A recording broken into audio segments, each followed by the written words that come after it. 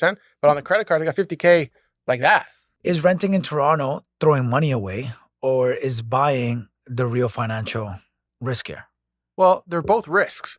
Renting, yeah, you are throwing money away to a certain extent, but you need a place to live. So no matter what, you're going to be paying someone to live, whether it's the bank or whether it's your landlord, right? Renting, people complain about the interest on mortgages and the interest over time. Renting is 100% interest. You're not paying anything off. You're getting a place to live for 30 days. You have to pay again for 30 days, right?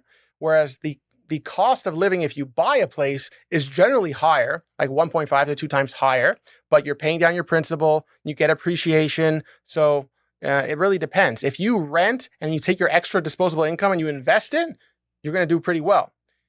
If you take these two scenarios, let's say you rent and you don't invest versus you buy a home and you don't invest, buying the home is going to be better.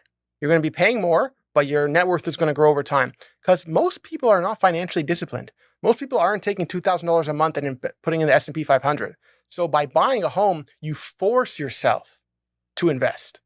Every single time the mortgage payment comes out of your bank account, you're paying down your principal. And generally speaking, over 5, 10, 15, 20 years, that home will go up in value and you'll have forced savings. So for the average person, if you can afford it, you should buy a home.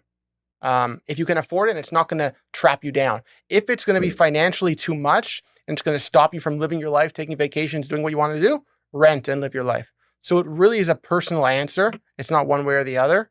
In general, if you want to grow your wealth, property is a part of that diversification that I think most people should have. Do you think that owning a property allows you to have a little bit more flexibility in creating some type of real estate wealth?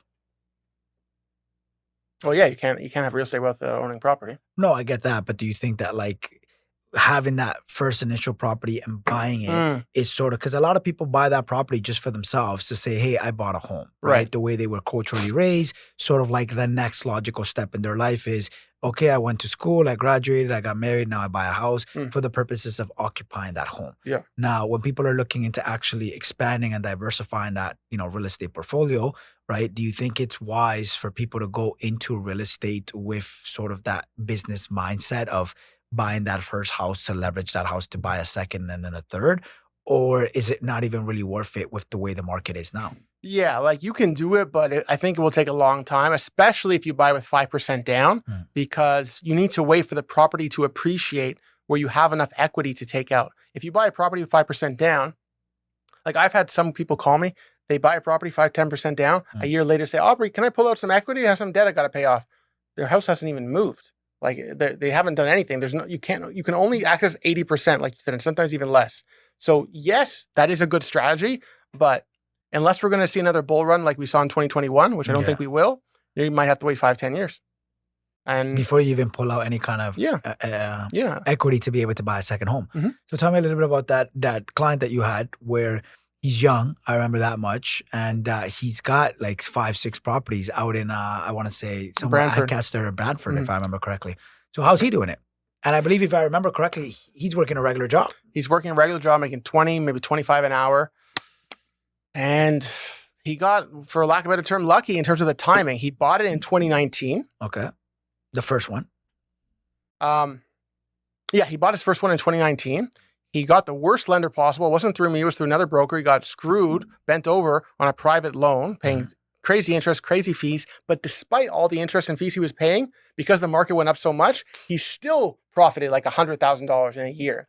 He called me and said, Aubrey, I want to buy more. I said, okay, we can take out. First, let's fix your private mortgage. Let's get you into the A side, lower your payments, pay your principal, avoid renewal fees. Let's pull out some equity. Let's use that equity to buy your second property. So he was able to do it because I don't want to say he timed it right, because who could time that? He got lucky in terms of the timing. The properties went up. And then once it flattened out and there was no more equity to pull out, he stopped. He's at 3 properties now. And I don't blame him. Rent them out. They cash flow pretty well. He works a regular job. He's young. And those properties in general, 10, 15 years, if it's worth 1.5 million now and it doubles to 3 million, it's $1.5 million in equity without having to reach into his pocket and pay anything. It's an extra $100,000 salary over a course of 15 years in his pocket, right? 6